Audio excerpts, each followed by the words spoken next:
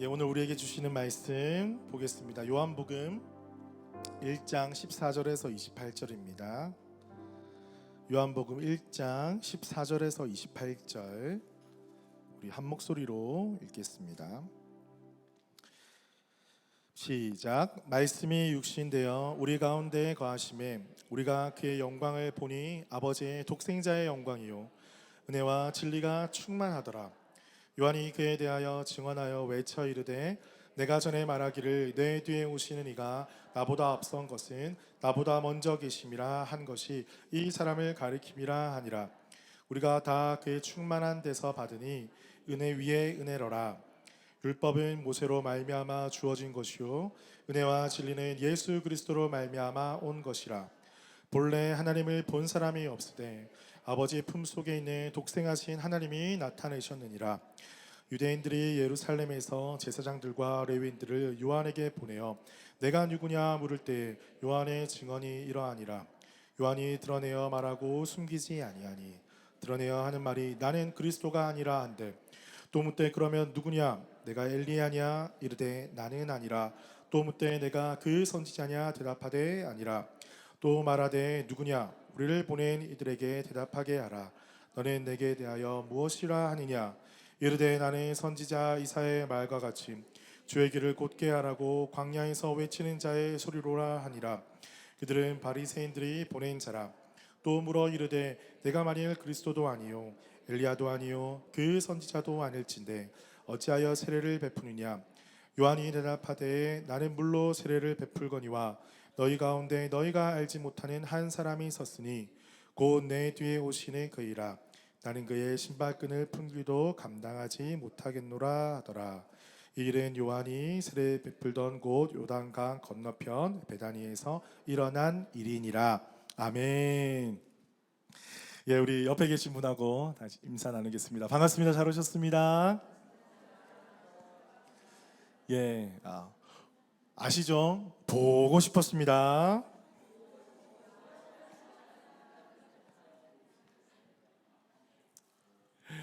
이번 주는 참 날씨가 무더웠습니다. 무더운 가운데서도 여러분들 삶의 현장 속에서 열심히 수고하시고 또 고생하시고 또 이렇게 밝은 모습으로 만날 수 있어서 너무나 기쁘고 감사하게 생각합니다.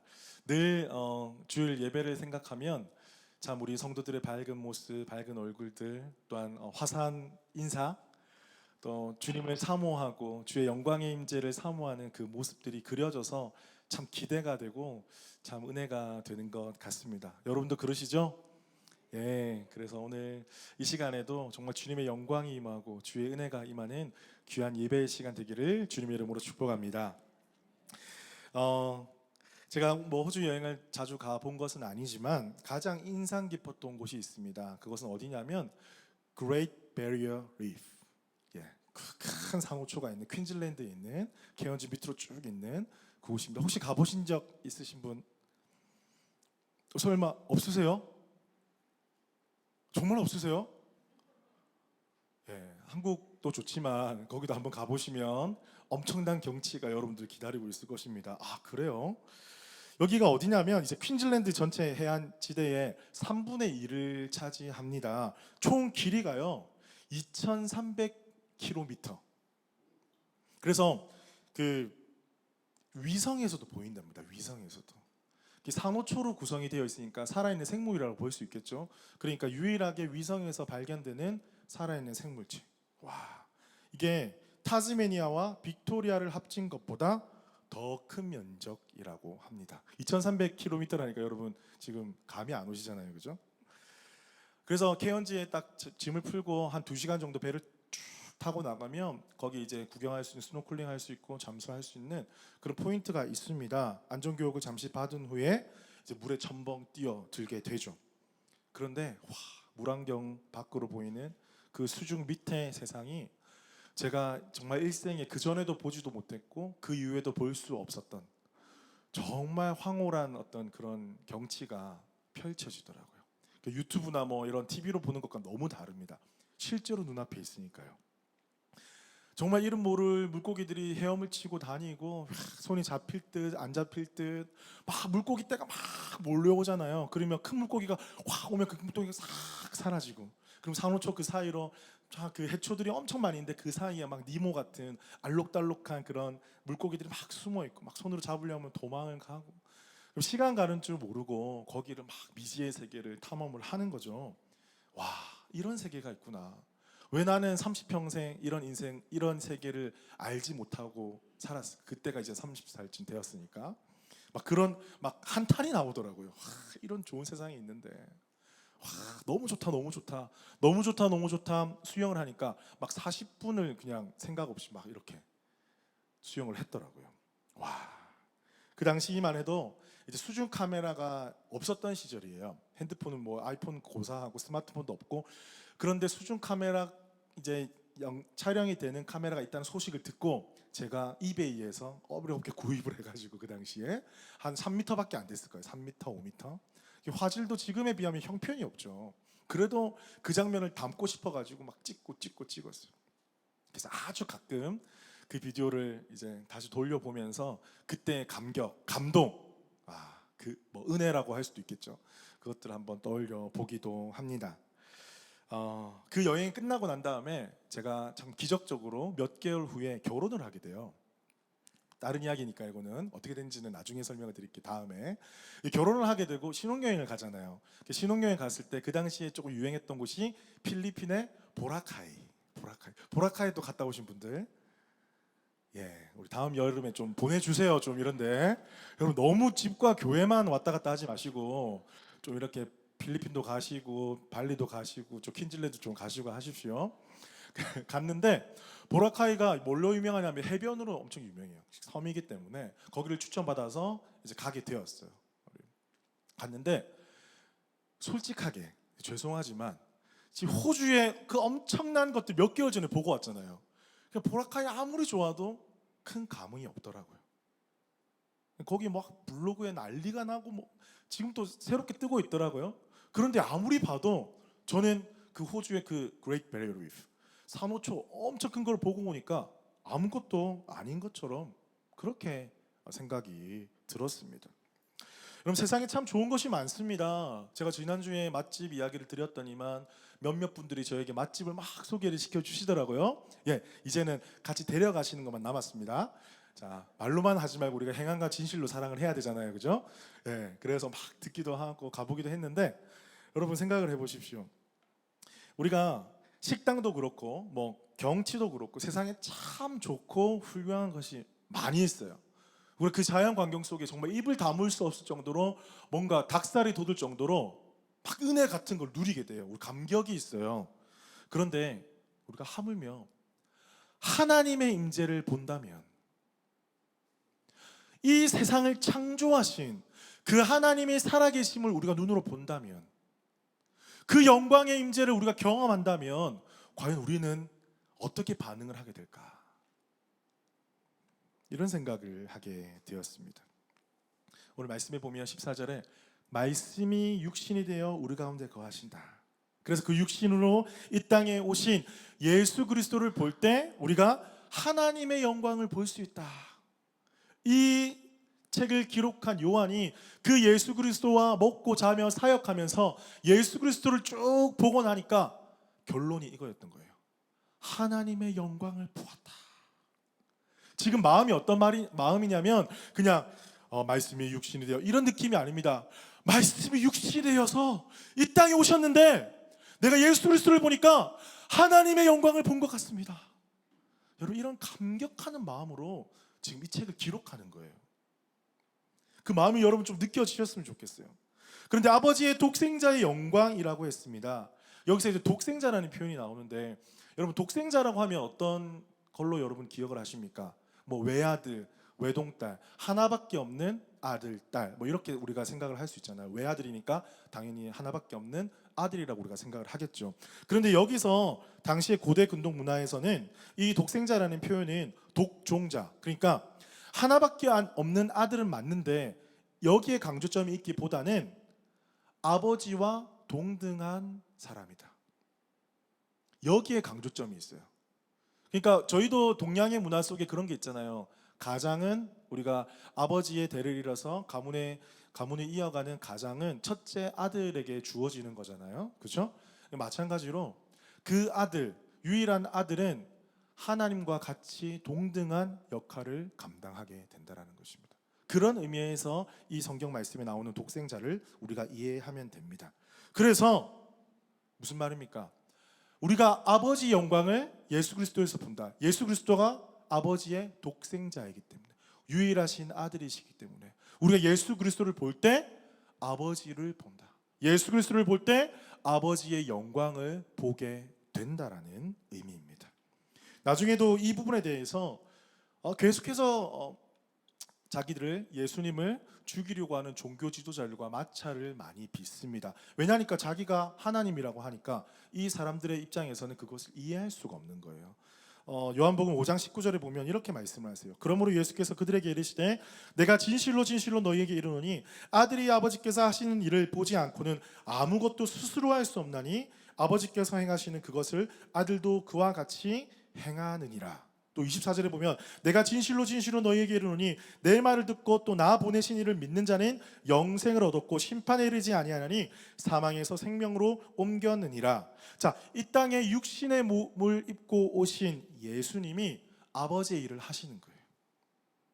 아버지의 구원 사역, 창조 사역, 이 사역을 아버지께서 하신 그 사역을 예수 그리스도께서 하심으로 우리가 영생을 얻게 되었고, 예수 그리스도를 보는 자가 아버지의 영광을 보게 된다는 것입니다.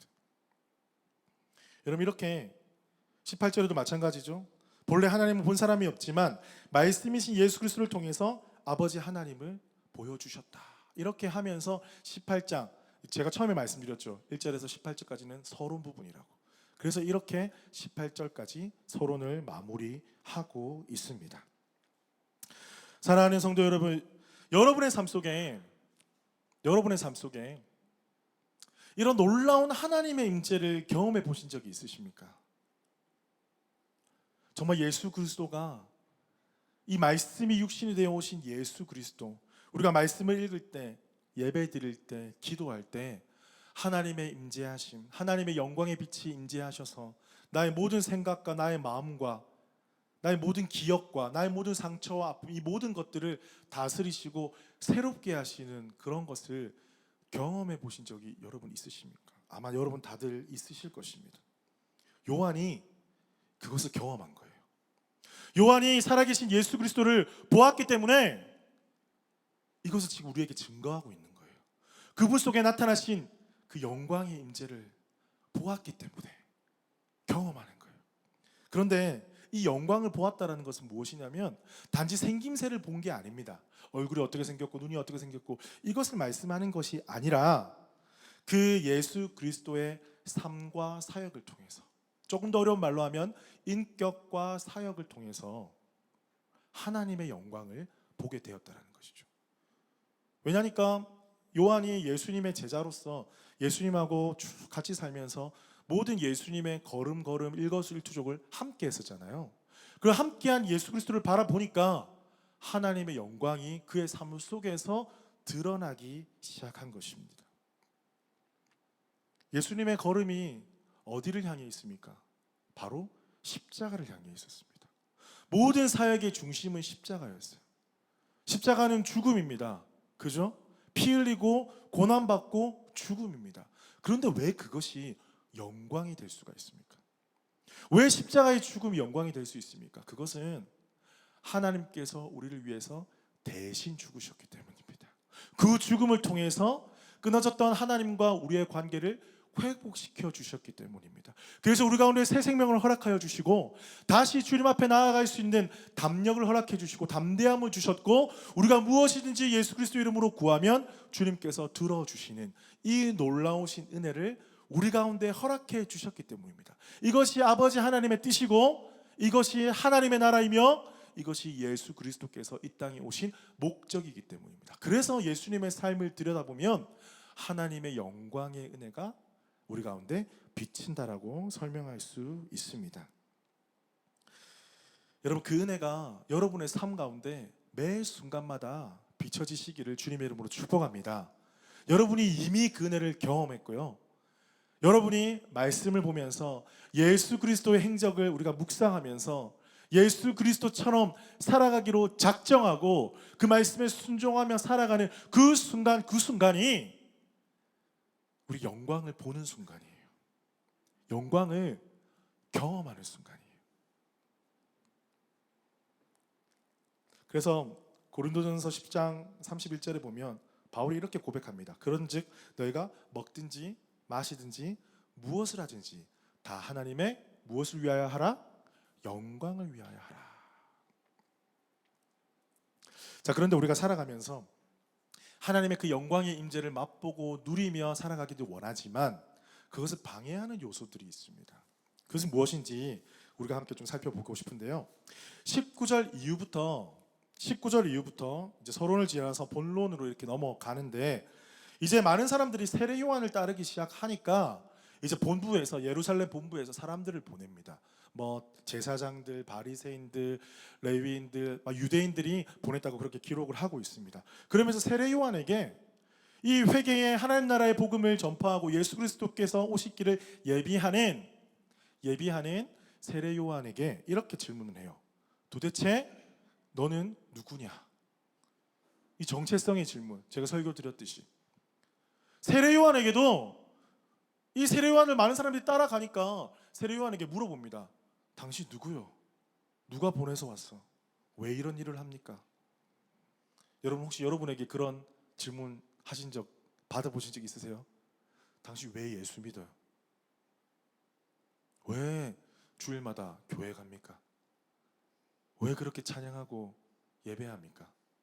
혹시 질문 받아보셨어요? 여러분 사실 이 일이 있었던 곳은 나중에 마지막 절에 나오지만 베단이라는 곳입니다. 그곳은 시골이에요. 시골. 아무도 주목하지 않은, 서울이 아니라 되게 시골 지방 그런 곳이에요. 그런데 그곳에 난리가 나고 있으니까 서울에 살던, 정부에 일하고 있던 그 사람들이 놀란 거예요. 이 출신 가지고도 무시하는 거예요. 네가 어디 출신도 아닌데, 족보도 없는데 너가 어떻게 이런 일을 할 수가 있냐?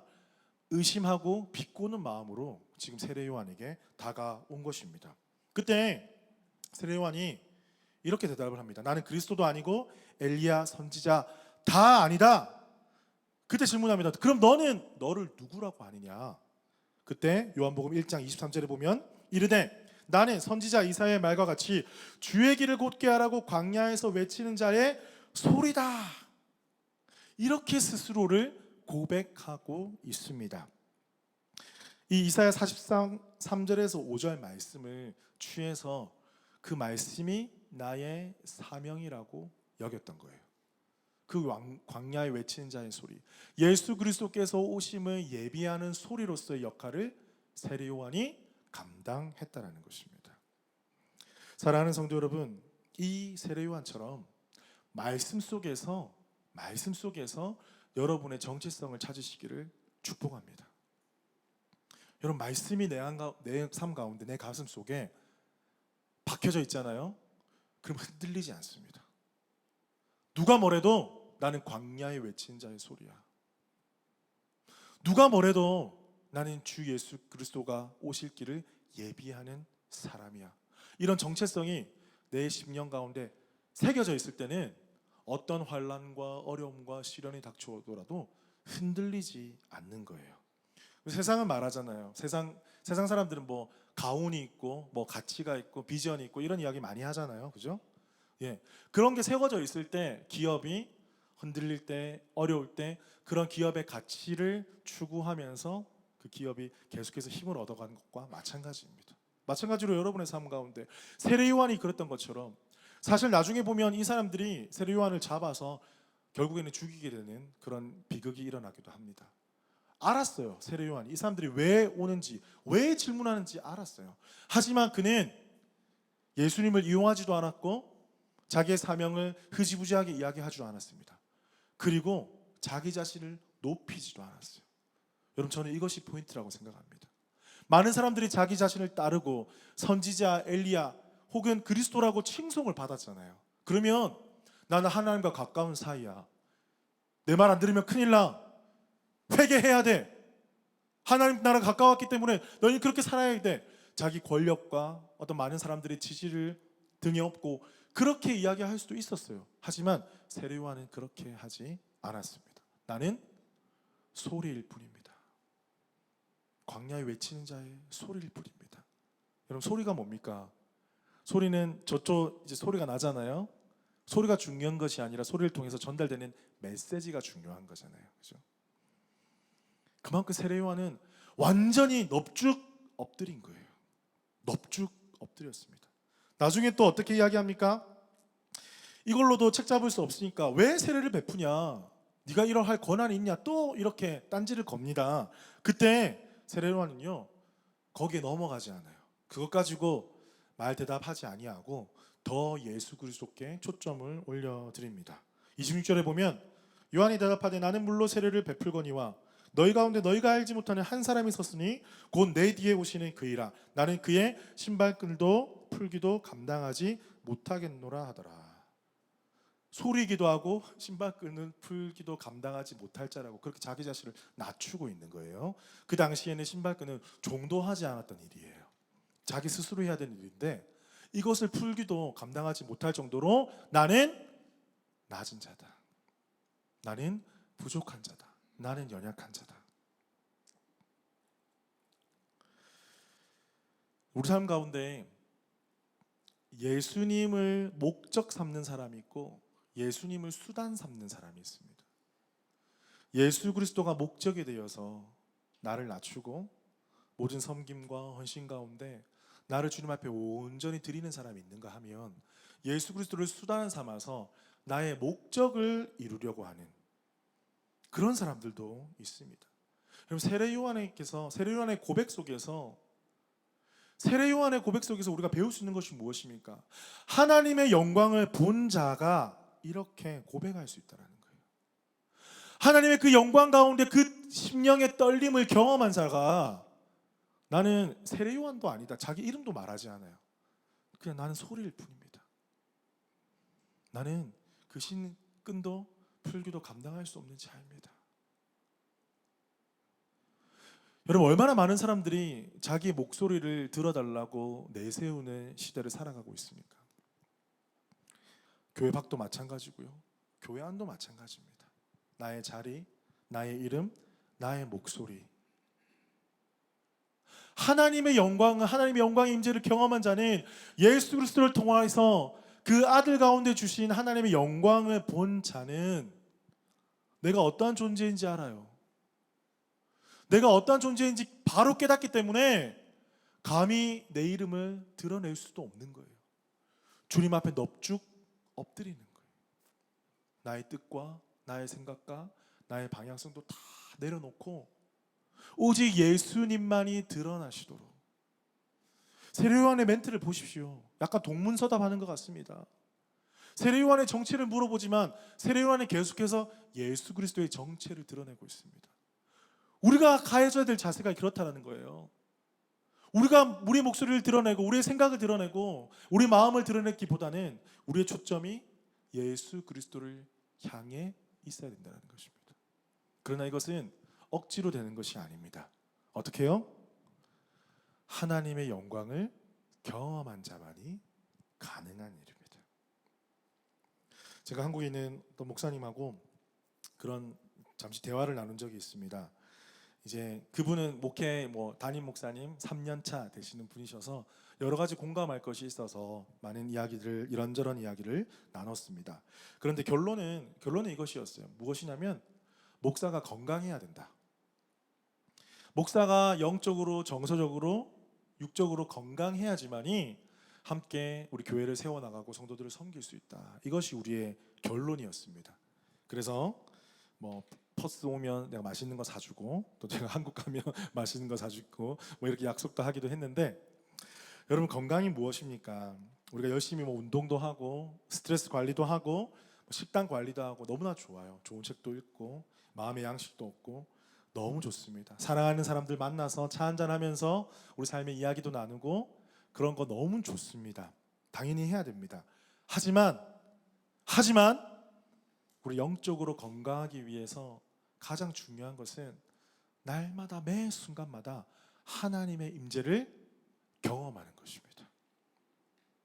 하나님의 임재를 경험하고 하나님의 영광의 임재가 우리의 모든 삶을 가득 채우실 때 우리 모든 삶의 방향과 생각과 우리 모든 상처와 아픔까지도 모든 것들이 새롭게 되고 변화되는 은혜를 베풀어 주실 것을 믿습니다. 여러분, 우리가 주님의 영광의 임재 가운데 나아가시기를 축복합니다. 여러분, 그 영광의 임재를 사모하는 시간이 언제입니까? 바로 이 주일 예배, 바로 이 주일 예배에 다른 은혜 구하지 말고 하나님, 주님께서 영광으로 나의 삶 가운데 임재하여 주시옵소서. 나의 지금 처절한 인생의 고민과 걱정 가운데 임재하여 주십시오. 하나님, 나의 삶 속에서 예수 그리스도께서 주신 말씀을 가지고 순종할 때에 예수 그리스도를 통해서 드러나는 아버지의 영광이 나의 삶을 통해서 드러나게 해주십시오. 내가 보면서 순종하면서 그 임재를 경험하는 거예요. 그러할 때에 하나님께서 내 인생을 어떻게 이끌어 가시는지, 하나님 그 영광의 임재를 내가 경험하게 해주십시오. 우리 수요 기도에도 있고 특별히 셀 모임 가운데 하나님, 주님을 사랑하는 영혼들 한 명 한 명 만나면서 마음을 터놓고 기도하고 나누고 말씀 묵상하고 말씀 나눌 때에 하나님 영광의 임재로 우리 셀을 덮어 주시옵소서. 마음속 깊은 곳에 여러 가지 고민들, 상처들, 아픔들, 근심과 걱정들이 품어져 나올 때에 하나님의 영광 가운데 그것이 아무것도 아님을 보게 하여 주시옵소서. 그 영광의 임재가 임하면요, 그 호주의 퀸즐랜드의 산호초를 보고 난 다음에 보라카이 본 거랑 비슷해요. 우리 모든 생각들, 우리 모든 아픔들, 상처들, 그 모든 것들이 주님의 영광의 임재 앞에서는 아무것도 아닌 것이 될 줄로 믿습니다. 말씀을 맺겠습니다. 사랑하는 성도 여러분, 요한은 이 글을 쓰면서 예수 그리스도와 함께한 그 하나님의 영광이 임했던 독생자 예수님을 보고 지금 마음이 은혜로 가득 차 있는 거예요. 왜냐하면 눈으로 보고 경험했기 때문입니다. 여러분, 눈으로 보고 경험하셨습니까? 저는 우리 연합교회에서 눈으로 보고 경험했습니다. 그리고 계속해서 그 임재하심을 여러분과 함께 경험하기를 소망합니다. 그런데 가장 중요한 거 알려드릴게요. 가장 중요한 게 뭐냐면, 예수님은, 하나님의 영광은요, 뭐가 화려하고 잘 돼서 임하기보다는 사모하는 심령에 임해주세요. 주의 영광의 은혜를 간절히 구하는 자에게 주님 임재하여 주시고 만나 주십니다. 조건은 없어요. 주님, 제가 예배 생활 제대로 안 했는데요, 제가 죄가 많은데요, 게을렀는데요, 제가 믿음의 확신도 조금 적은데요, 내 이전의 삶을 우리 교회 집사님들이 알면 깜짝 놀랄 텐데요. 아무런 상관이 없습니다. 그 모든 것들 뒤로 하고 이 시간에 결단하고 하나님, 내 삶 가운데 하나님의 임재를 구합니다. 나의 무너졌던 예배를 회복시켜 주십시오. 나의 무너졌던 기도를 회복시켜 주십시오. 나의 무너졌던 말씀 보는 습관을 회복시켜 주시옵소서. 내 삶 가운데 삶을 비판하고 원망하고 그런 말들이 나오는 것들 주님 용서하여 주시고, 다시 한번 내 입술 속에서 하나님의 영광의 메시지가 흘러나오게 하여 주시옵소서. 이렇게 소망하는 심령들마다 하나님은 그 심령 가운데 하나님의 영광을 부어주실 것을 믿습니다. 오늘 이 시간 그 믿음이 계시다면 이 시간 자리에서 함께 일어나셔서 우리 함께 말씀을 기억하면서 함께 기도했으면 좋겠어요.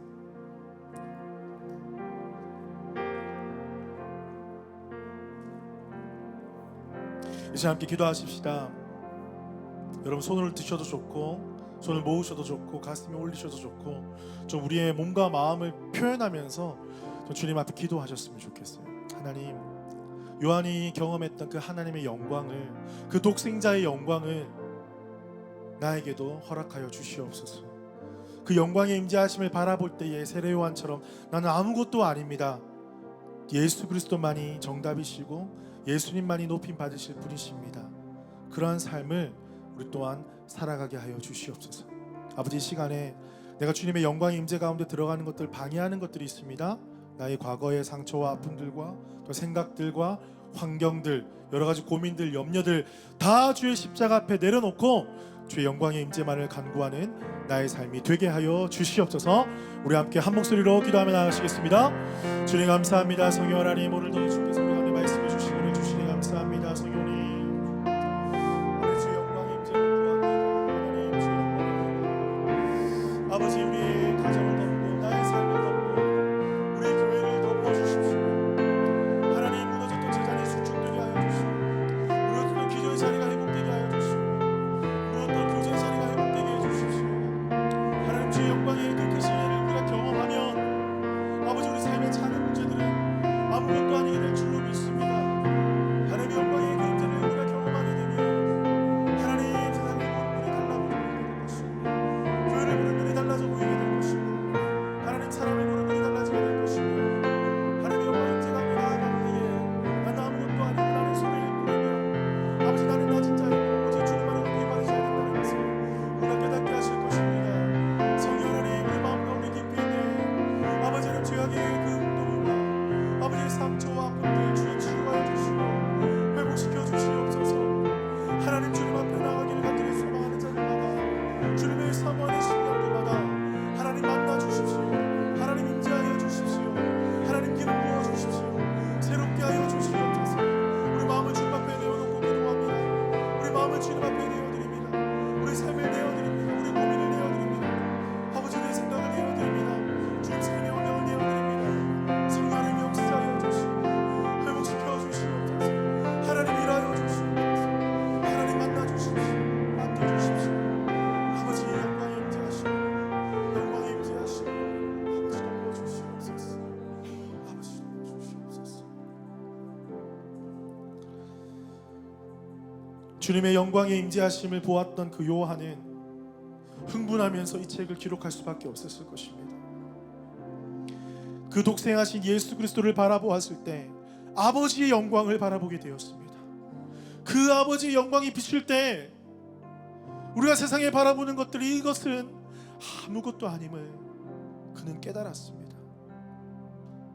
주님, 동일한 시각, 동일한 마음을, 동일한 기회를 우리 가운데 허락하여 주시옵소서. 그 영광의 임재하심을 준비해왔던 그 세례 요한은 자기를 소리라고 소개했습니다. 그 신발끈도 감당할 수 없는 낮은 자라고 자기 자신을 소개했습니다. 하나님의 영광의 크심을 깨닫게 되면 우리는 겸손할 수밖에 없습니다. 우리가 무슨 말을 할 수 있겠습니까? 하나님의 왕이시고 하나님이 다스리시고 하나님의 영광을 보여주실 때에 놀라운 구원의 생명이 이 땅 가운데 임하게 될 줄로 믿습니다. 주님, 그 영광을 사모합니다. 나의 삶 가운데 그 영광의 임재하심을 회복시켜 주시옵소서. 내 삶 가운데 무너진 제단을 회복시켜 주시옵소서. 내 삶 가운데 무너진 기도의 자리를 회복시켜 주시옵소서. 내 삶 가운데 무너진 말씀을 바라보는 것들, 순종하는 것들이 회복되어지게 하여 주시옵소서. 무엇보다 형제 자매를 사랑하는 아름다운 성령의 교제가 우리 교회 가운데 회복되게 하여 주시옵소서. 그 속에서 예수 그리스도의 임재하심을 경험하며 또한 그 예수 그리스도의 빛을 전하는 우리 연합교회 모든 성도들 되게 하여 주시옵소서. 지금은 주 예수 그리스도의 은혜와 하나님의 크신 사랑과 성령님의 교통하심이 주의 영광의 빛을 사모하는 우리 연합교회 모든 심령들마다 지금부터 영원토록 함께 하시기를 축원하옵나이다.